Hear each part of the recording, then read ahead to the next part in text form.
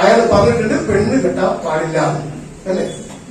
രണ്ടുപേര് കഷ്ടപ്പെട്ട് അധ്വാനിച്ചാൽ പോലും ജീവിക്കാൻ പറ്റാത്ത ഒരു കാലഘട്ടത്തിലാണ് നമ്മൾ എത്തി നിൽക്കുന്നത്. യെസോർണോ ആണല്ലോ.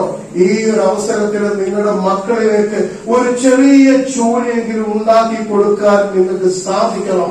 അത് സാധിക്കുന്നവരെ നിങ്ങളുടെ മക്കളെ കല്യാണം കഴിപ്പിക്കരുത്. ഇനിയിപ്പോ ജോലി വേണ്ട, കുവൈത്തിൽ പോയ ബാപ്പാന്റെ മോളാണ് ഞാൻ അല്ലെങ്കിൽ മോനാണ് ഞാൻ, എന്റെ ഒരുപാട് സ്വത്തുണ്ട് എന്ന് നിങ്ങൾ പറയുന്നുണ്ടെങ്കിൽ എനിക്ക് ജോലി വേണ്ട, സ്വത്തുണ്ട്, അത് വെച്ച് ജീവിച്ചോളൂ. ആയിക്കോട്ടെ, അങ്ങനെ ജീവിച്ചോളൂ. പക്ഷെ നിങ്ങളുടെ മക്കൾക്ക് നിങ്ങൾ ഉണ്ടാക്കിയ സ്വത്ത് എങ്ങനെ വിനിയോഗിക്കണമെന്ന് പഠിപ്പിക്കുന്നതുവരെ നിങ്ങൾ എന്ത് ചെയ്യാൻ പാടില്ല? മക്കളെ കല്യാണം കഴിപ്പിക്കാൻ പാടില്ല. കാരണം അത് അവർ കൂത്തടിച്ച് കഴിഞ്ഞാൽ തീർന്നില്ലേ? അതെങ്ങനെ കൃത്യമായിട്ട് ഉപയോഗിക്കണം അവർക്ക് പറഞ്ഞു കൊടുക്കണം. എന്നിട്ട് വേണം കല്യാണം കഴിപ്പിക്കാം. ഇനി ഗവൺമെന്റ് ജോലിയൊക്കെ ഭയങ്കര ബുദ്ധിമുട്ടല്ല, അതൊക്കെ കിട്ടാൻ സാധ്യതയുണ്ടോ? എന്തിനാ ഗവൺമെന്റ് ജോലി ജീവിക്കാൻ? നിങ്ങളുടെ കയ്യിലുള്ള വിദ്യാഭ്യാസം കൃത്യമായിട്ട് വെച്ചിട്ടുണ്ടെങ്കിൽ ഏതെങ്കിലും ഒരു അവസരത്തിൽ നിങ്ങൾ പെട്ടുപോയാൽ അത് മതിയാവും നിങ്ങൾക്ക് ജീവിതത്തിൽ വിജയിക്കാൻ, അല്ലെങ്കിൽ ജീവിതത്തിൽ നിങ്ങൾക്ക് കര കയറാൻ. അതിനാണ് വിദ്യാഭ്യാസം കാണണമെന്ന് പറയുന്നത്, ജോലി കാണണമെന്ന് പറയുന്നത്. അല്ലാതെ കല്യാണം കഴിക്കാതിരിക്കുന്നതല്ല അതിന്റെ അർത്ഥം. ഒരു നല്ല പൊസിഷനിൽ, ഒരു നല്ല സ്റ്റാൻഡിൽ നിങ്ങൾ എത്തിയതിനു ശേഷം, അല്ലെങ്കിൽ നിങ്ങളുടെ മക്കളെ എത്തിച്ചതിനു ശേഷം അവരെ കല്യാണം നിങ്ങൾ കഴിക്കുക, കഴിപ്പിച്ചു കൊടുക്കുക. അതാണ് പറഞ്ഞതിനർത്ഥം. കഴിഞ്ഞ ആഴ്ചയിൽ എന്റെ കുടുംബത്തിലെ ഒരു പരിപാടി ഉണ്ടായിരുന്നു. ഗെറ്റുഗദർ പരിപാടിയാണ്. അപ്പൊ ഞാൻ ഈ 15 മിനിറ്റ് സമയം കിട്ടിയത് കൊണ്ട് തുടക്കത്തിൽ 2-3 കാര്യങ്ങൾ മാത്രം പറഞ്ഞു. കല്യാണം കഴിപ്പിക്കുന്നത് എന്തുകൊണ്ട് എന്നുള്ള പൂർണ്ണമായിട്ട് വിവരിച്ചു കൊടുക്കാൻ അവിടെ വിട്ടുപോയി. അങ്ങനെ അതിന്റെ ഒരു വീഡിയോ ഇറക്കി. എന്റെ മക്കളുടെ മെമ്മറിഷയുടെ ഒരു വീഡിയോ ഇറക്കിയപ്പോ അതിന്റെ ഭാഗം അതിലുണ്ടായിരുന്നു. സാധാരണ കണ്ടില്ല കല്യാണം കഴിപ്പിക്കുന്നത് നല്ല ജോലിയൊക്കെ കിട്ടട്ടെ എന്നാ ഞാനത് പറഞ്ഞത്. കുറച്ച് ശക്തിയിലാണ് പറഞ്ഞത്. എന്റെ കുടുംബം വേണമല്ലേ അവിടെ പറയുന്നത്. എന്താ പിറ്റേന്ന് ഞാൻ കണ്ടെന്ന് അറിയാമോ? ആ വീഡിയോ എടുത്തിട്ട് സകല ഗ്രൂപ്പിലേക്കും പോസ്റ്റിക്കൊണ്ടിരിക്കുന്ന ഒരു സഹോദരി, എന്റെ കുടുംബത്തിന്റെ ഒരു സഹോദരിയാണ്. 99.9% ആൾക്കാർക്ക് ഞാൻ പറഞ്ഞത് എന്താണെന്ന് മനസ്സിലായിട്ടുണ്ട്. പക്ഷെ ഈ സഹോദരിക്കും മനസ്സിലായിട്ടുണ്ടാവും എല്ലായിടത്തും എല്ലാവരും ഒരുപോലെ ആവണമെന്നില്ലല്ലോ. എന്നിട്ട് അതിന്റെ കൂടെ ഏതോ ഒരു പ്രസ്ഥാനത്തിന്റെ ഒരു മൊഴിലാരി നടത്തിയിട്ടുള്ള ഒരു പ്രസംഗത്തിന്റെ വീഡിയോ വേറെ. അദ്ദേഹം എന്താ അതിൽ പറയുന്നറിയാമോ? ഏതൊരു മോട്ടിവേറ്ററിന്റെ കേരളത്തിൽ ഒരു സ്ഥലത്ത് പോയിട്ട് പറഞ്ഞത്ര 200 കുട്ടികളുണ്ട്, പെൺകുട്ടികളുണ്ട്, നിങ്ങൾ ഒരു കാലത്ത് കല്യാണം കഴിക്കരുത് എന്നിട്ട് ശപഥം ചെയ്തു അത്രേ. എന്നിട്ട് അദ്ദേഹം പറയാണ്, ഇവര് ഇങ്ങനെ പറഞ്ഞു കഴിഞ്ഞാൽ ഇവര് തോന്നിവാസത്തിലേക്ക് പോകില്ലേ, ഇവര് സുവർഗ സ്നേഹത്തിലേക്ക് പോകില്ലേ, ഇവര് മയക്കുമരുന്നിന് അടിമയാവില്ലേ എന്നൊക്കെയാണ് എല്ലാവരും അതിന്റെ കൂടെ പറയുന്നത്. അപ്പൊ എന്റെ വീഡിയോ കാണുന്ന ആൾക്കാർ എന്താ പറയുന്നത്? നിങ്ങൾ കല്യാണം കഴിപ്പിക്കരുത് മക്കളെ, അതാണ് മുന്നിട്ടോ കട്ടായി വെക്കും.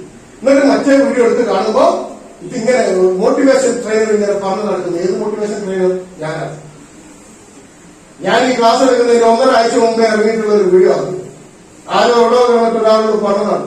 എന്നിട്ട് ആദ്യം ഇങ്ങനെ ഷെയർ ചെയ്തുകൊണ്ടിരിക്കുക. ഈ 2 എണ്ണവും ആദ്യം എന്റെ കേൾക്കും, കല്യാണം കഴിക്കരുത്. രണ്ടാമത്തെ കേൾക്കും, ഇവൻ കല്യാണം കഴിക്കാതെ നാട് നശിപ്പിക്കാൻ വേണ്ടി നടക്കുക എന്നുള്ള രീതിയിലുള്ള ഒരു ടോണിലുള്ള ഒരു പ്രസന്റ് അത് വിട്ടു കൊടുക്കും. ഇതാണ് കാലം. ഈ കാലത്തിലാണ് നിങ്ങൾ ഞാൻ ജീവിച്ചുകൊണ്ടിരിക്കുന്നത്. ഒരു മനുഷ്യരുടെ മക്കളെ നിങ്ങളെ എങ്ങനെ തള്ളാതെ അതോ നമ്മൾ തന്നെ തള്ളിക്കൊണ്ടിരിക്കണം. ബാക്കോട്ട് തിരിഞ്ഞു നോക്കിയാൽ ആരുമില്ല. 99% people are saying the reason of worrying about what will people say. ജനങ്ങൾ എന്ത് വിചാരിക്കുമെന്ന് ചിന്തിക്കുന്നതാണ് നമ്മുടെയൊക്കെ പരാജയത്തിന്. ജനങ്ങൾ എന്തോ വിചാരിച്ചോട്ടെ, അവരെന്തെങ്കിലും ചെയ്തോട്ടെ, നമ്മൾ അറിയുന്നവർക്ക് നമ്മൾ അറിയാൻ പറ്റൂ. എന്റെ 2 മക്കൾ 2 പ്രാവശ്യം വീതം ഇന്ത്യ ബുക്ക് ഓഫ് റെക്കോർഡ് നേടിയിട്ടുണ്ട്. കേരളത്തിലെ മൊത്തം ചാനലുകളിൽ വന്നിട്ടുണ്ട്, മൊത്തം പത്രത്തിൽ വന്നിട്ടുണ്ട്, ഇഷ്ടംപോലെ അവാർഡുകൾ കിട്ടിയിട്ടുണ്ട്.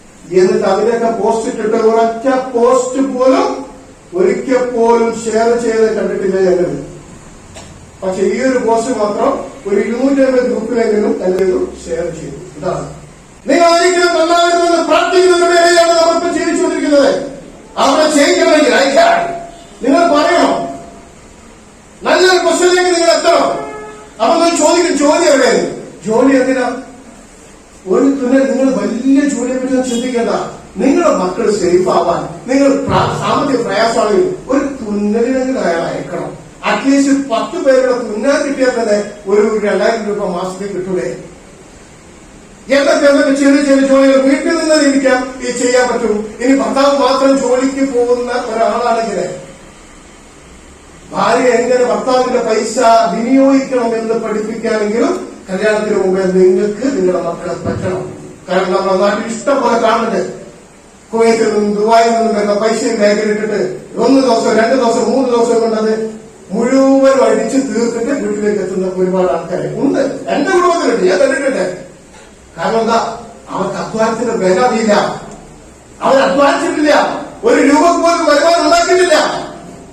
വീട്ടിലെങ്കിലും ഒരു പണി കൊടുത്തിട്ട് ഒരു രൂപയുടെ വരുമാനം ഉണ്ടാക്കുന്നത് എങ്ങനെയാണെന്ന് നിങ്ങളുടെ മക്കളെ കാണിപ്പിച്ചു കൊടുത്തതിന് ശേഷമേ നിങ്ങൾ നിങ്ങളുടെ മക്കളെ കല്യാണം കഴിപ്പിക്കാൻ പാടുള്ളൂ. ഇതാണ് ഞാൻ പറഞ്ഞിട്ടുള്ളത്. 4 ലക്ഷം വാങ്ങുന്ന ട്രെയിനറല്ല ഞാൻ.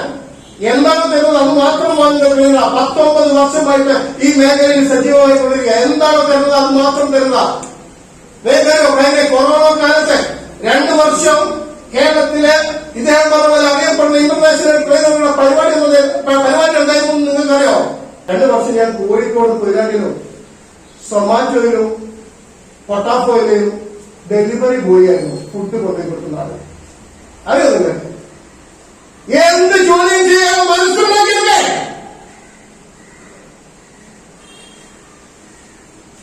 275 രൂപ കിട്ടുക, എല്ലാ ചെലവും വെച്ച കൊറോണക്കാലം 2 വർഷം.